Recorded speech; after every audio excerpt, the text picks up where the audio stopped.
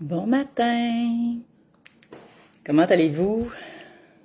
Je suis bien heureuse de vous retrouver ici ce matin sur le groupe.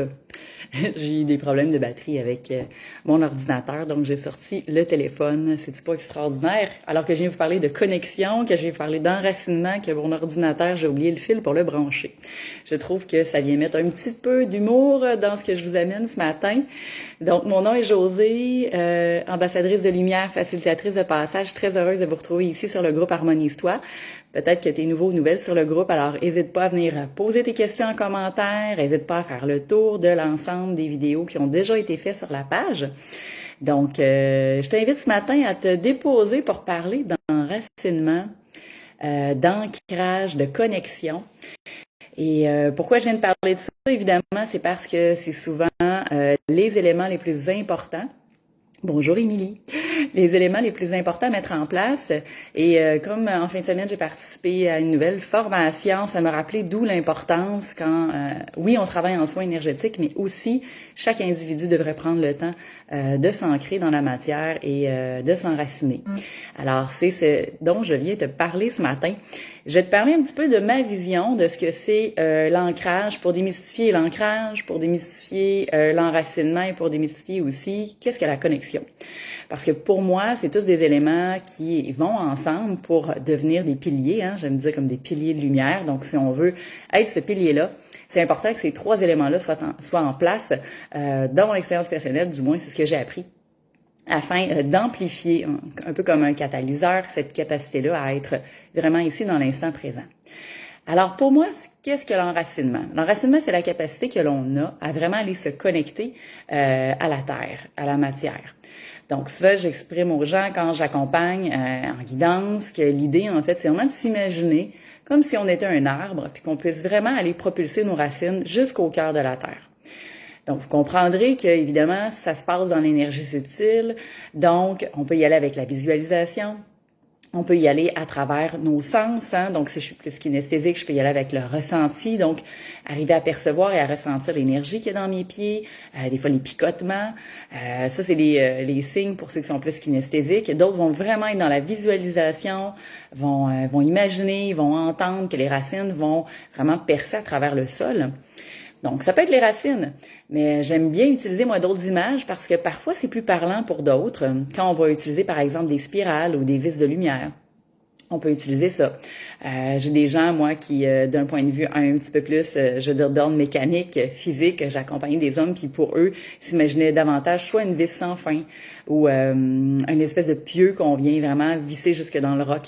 Donc, l'idée, c'est d'avoir, je dirais, des mots, des stratégies qui vont vraiment résonner avec vous finalement. Donc, plus vous allez avoir quelque chose qui va être en résonance, plus ça va être facile. Là, je m'adresse à ceux qui ont peut-être plus de difficultés à s'enraciner et à être pleinement incarnés sur Terre. Une autre stratégie que j'utilise des fois, c'est de s'imaginer en fait vraiment que la force gravitationnelle va faire en sorte de ramener l'âme dans son véhicule terrestre, hein, donc de vraiment redescendre l'énergie. Puis pour ça, on peut visualiser qu'on a comme des plaques. Vous savez, comme une aimant. Hein, quand on place un aimant sur le frigo, puis naturellement avec le positif, le négatif, ça va s'attirer, ça va vibrer. Donc, le principal objectif face à ça, c'est de s'imaginer finalement que ces aimants-là, sous nos pieds, vont vraiment être attirés vibratoirement par la force attractive du cœur de la Terre. Donc ça, c'est une autre petite stratégie parce qu'on le sait, l'âme, hein, dans son véhicule terrestre, ça arrive à certains moments donnés s'il y a trop de corps de souffrance. Donc, s'il y a des mémoires qui ont besoin d'être libérées, s'il y a des lourdeurs au niveau énergétique qui sont là, si j'ai vraiment des maux physiques, hein, parce que le corps physique, des fois, il est en souffrance, il peut avoir ce sentiment-là de dissociation où, pouf, c'est comme si l'âme, en fait, va se projeter, il va vouloir être davantage à l'extérieur du corps. Donc, c'est pour ça que des fois, les gens me disent, quand tu me dis ça, m'enraciner, Josée, je sais ce que tu me dis, je comprends, mais j'arrive pas à le faire. Donc, si c'est ton cas, ça se peut très bien que c'est parce qu'il y a des mémoires à l'intérieur de toi, des lourdeurs, des blessures qui ont besoin d'être libérées pour faire en sorte de faciliter cet ancrage-là à la terre. Donc, pour moi, c'est ça, l'enracinement. Et c'est important puisqu'on a choisi de vivre cette expérience-là ici sur Terre. Donc, dans le plan de la matière, dans le plan 3D, ça veut dire qu'il y a des choses à intégrer. Donc, c'est beaucoup plus facile quand on est solidement ancré dans la matière parce qu'après ça, on peut davantage s'élever dans la lumière. Et des fois, on fait le voyage inverse et je vous explique pourquoi. Parce qu'on le sait que si on a une étincelle qui provient de la source et que notre âme, elle, quelque part dans un plan, je veux dire supérieur, parce que pour moi c'est par en haut, mais il n'y a pas du tout ici de connotation ni de jugement. Donc, c'est la tendance à vouloir retourner vers cette étincelle, vers ces ressources-là. Donc, quand il y a, encore une fois, des blessures ou que ça peut être difficile pour moi, que j'ai pas pleinement choisi de dire, hop, la vie, je choisis d'être ici, il peut avoir des résistances, il peut avoir des mémoires du passé d'un point de vue karmique, il peut avoir plein de mémoires vibratoires du transgénérationnel que vous portez à travers les ancêtres et vos parents, qui peuvent faire en sorte que ça peut ne pas vous tenter, du moins inconsciemment, d'être pleinement ici. Donc, c'est beaucoup plus facile d'imaginer que l'âme, elle, ce qu'elle veut faire, c'est retourner directement vers la source. Vous comprendrez que c'est comme le chemin de retour où, wow, c'est beau, c'est léger, c'est agréable, il y a pas de souffrance qui existe dans cet espace-là. Hein. Donc, bien entendu, des fois, ça va être plus facile pour les gens de repartir vers cette connexion-là. Dans de plus rares cas, parce que j'ai accompagné quelques personnes qui étaient très fortement ancrées, enracinées, mais qui avaient de la difficulté à ouvrir le canal. Moi, j'appelle ça le canal de connexion, hein, pour aller se brancher à, on va dire, à plus grande soi. Si tu m'entends ce mot-là, aller se brancher à ton âme, à ton intuition, à la divinité, au christique, bref. Vas-y avec ce qui te parle dans tes croyances à toi. L'idée, c'est de pouvoir se connecter, moi j'aime bien dire, au champ des possibles, à l'univers. Pour moi, c'est l'univers, je l'appelle comme ça. Donc, quand on arrive à faire ça, d'être branché avec plus grande soi, c'est là qu'on peut commencer à utiliser ce que j'appelle le grand pouvoir de la manifestation. Ceux qui me connaissent, depuis plus personnellement, vous le diront. J'ai cette capacité-là de manifester qui est assez intense, autant positivement que négativement. Donc, de là l'importance de faire attention à la forme pensée, encore une fois, de faire aussi attention à comment vous nourrissez votre esprit. Donc, qu'est-ce que vous laissez entrer à l'intérieur de vous? De faire attention à votre pouvoir du verbe, donc ce que vous nommez, ce que vous dites, comment vous parlez de vous, comment vous parlez des autres. Donc, le langage devient hyper important. Parce que du moment que la forme pensée est créée, il y a un ancrage qui s'installe et ça envoie, du moins quand votre canal puis votre Wi-Fi est bien branché, ça envoie directement le signal. Donc, si je fais une demande, exemple, quand moi je pose ma semaine puis que je planifie, petit outil de coaching ici pour les gens qui sont en affaires, quand je m'installe puis que je vois mon horaire de la semaine, puis je fais ma planification le lundi, puis que j'observe par exemple que j'ai des disponibilités dans l'horaire, avant, j'avais plus tendance à être dans le « Ah mon Dieu, mon horaire est pas plein, qu'est-ce que je vais faire? » D'être dans la peur du manque. Maintenant, j'ai complètement transformé ce mindset-là en libérant différentes blessures. Et ce que j'ai plutôt fait, c'est que maintenant, quand je démarre ma semaine, je dis, regardez en haut l'univers, moi, il me reste encore 3 places de disponibles, telle date, telle date, telle date, pour les gens qui en ont vraiment besoin. Donc, je manifeste en ouvrant le champ de canal positif pour dire, voici, je suis disponible. S'il y a une âme qui résonne présentement, qui est dans le besoin d'eux, je suis présente. Donc, je dirais qu'à 99,9,8% du temps, l'horaire se complète automatiquement, une journée après la demande, c'est pas la journée même. Donc, c'est pour vous dire que quand le canal est ouvert, hein, le pouvoir d'attraction, le pouvoir de manifestation, la loi d'abondance, puis tout ce que vous avez entendu sur le sujet s'applique automatiquement et rentre en ligne de compte. Donc, c'est pourquoi c'est aussi important d'être enraciné profondément dans la terre, parce que quand on est dans la matière bien présente, c'est encore plus facile d'aller se connecter avec l'énergie qui est l'énergie de connexion pour faire vos demandes. Et là, vous entendez peut-être mon chien qui jappe puis qui gratte dans la porte. Fait que là, vu qu'il m'énerve, je vais aller le rentrer puis je vous reviens.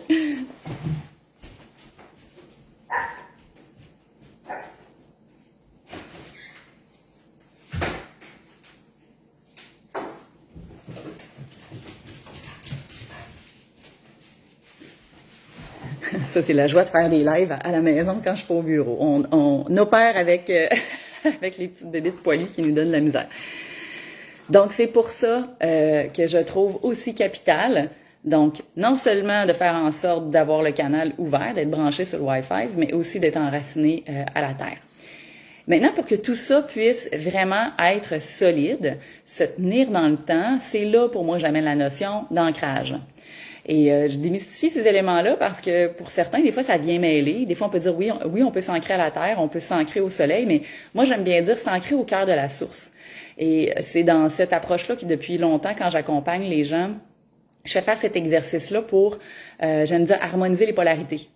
Puis souvent, dans mes approches de guidance, en hypnose, en soins énergétiques, je le fais naturellement. Puis j'invite les gens à s'imaginer justement qu'ils vont s'ancrer à la terre, qu'ils vont imaginer leurs racines, qui vont vraiment entrer profondément dans le sol. Et quand ça c'est fait, puis que les gens arrivent à percevoir, à sentir, je leur suggère aussi d'imaginer qu'au sommet de leur tête, soit il va y avoir un fil doré, soit il va y avoir un tube de lumière. Ça peut être aussi une spirale qui monte comme ça, puis qui vient se visser au cœur du soleil, de l'univers, d'une étoile, de la lune, si vous voulez, en fait. Vous allez vous brancher dans la forme d'énergie qui pour vous résonne, en fait. C'est surtout ça qui est important. Et quand vous faites cet exercice-là, c'est un peu comme si vous allez ressentir, du moins moi c'est comme ça que je le perçois, qu'il y a comme une espèce de canal, en fait, au niveau du chakra coronal qui va comme s'ouvrir. Moi, ma perception, c'est que c'est quelque chose qui devient frais. Quand je manque à la terre, moi, je ressens des picotements et des fourmillements dans mes pieds. Je suis quelqu'un qui est très kinesthésique.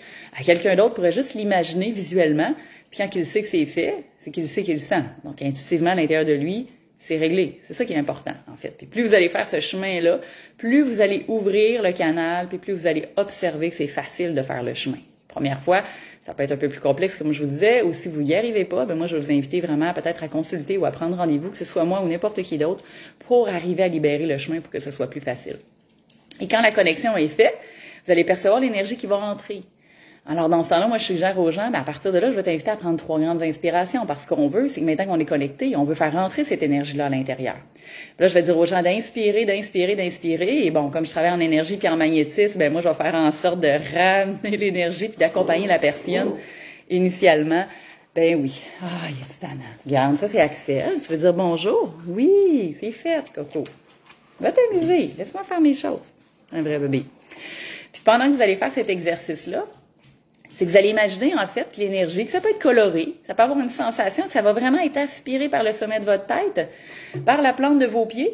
Vous allez ramener cette énergie-là jusque dans votre cœur.